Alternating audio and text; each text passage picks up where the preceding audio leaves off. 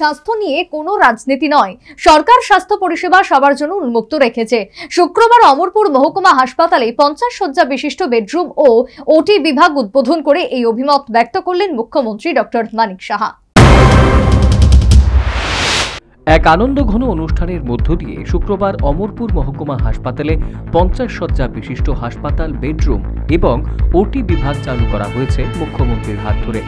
উপস্থিত ছিলেন বিধায়ক অভিষেক দেবরায়, বিধায়ক রঞ্জিত দাস, নগরপিতা স্বাস্থ্য অধিকর্তা সহ অন্যান্য বিশিষ্টরা।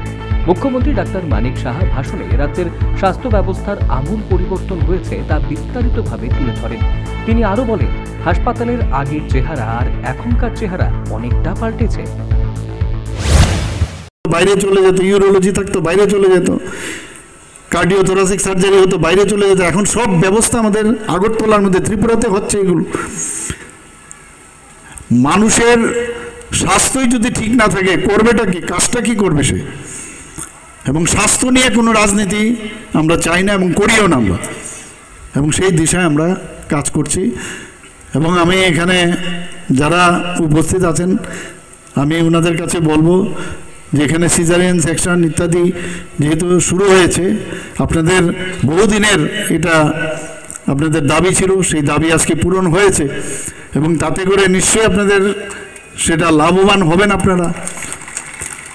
এখানে আরও অন্যান্য যেসব ডিপার্টমেন্ট এখানে কাজ শুরু করেছে, তারও আস্তে আস্তে করে আমরা ডিস্ট্রিক্টগুলোকে স্ট্রেংথেনিং করছি, ডিস্ট্রিক্টের পরে সাব ডিভিশনগুলো স্ট্রেংথেনিং করব। স্বাস্থ্যকে কোনো অবস্থায় কম্প্রোমাইজ করব না।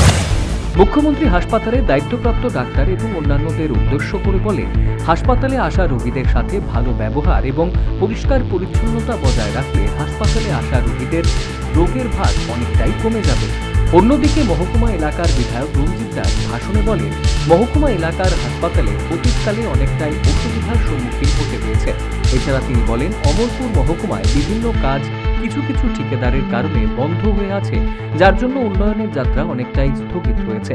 তাছাড়া অমরপুর মহকুমা এলাকার সবচেয়ে বড় সমস্যা অমরপুর উদয়পুর সড়ক, যার কাজ NSDCL এর কাছে তুলে দেওয়া হয়েছে।